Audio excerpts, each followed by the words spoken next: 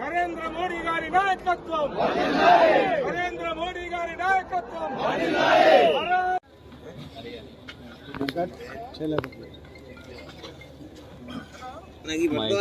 భారత్ మాతా key జై.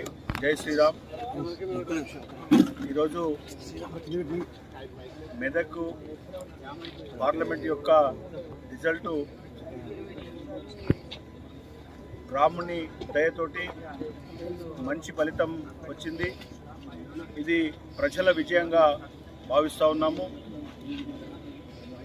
ఈ దేశంలో నరేంద్ర మోడీ గారి సారథ్యంలో మూడవసారి అధికారంలోనికి రావడానికి, అదేవిధంగా మెదక్ పార్లమెంటు పరిధిలో ఉన్నటువంటి ఓటరు మహాశయులందరూ కూడా భారతీయ జనతా పార్టీ అభ్యర్థి అయినటువంటి మాధవనేని రఘునందన్ రావు గారి యొక్క కమలం గుర్తుకు ఓటేసి గెలిపించిన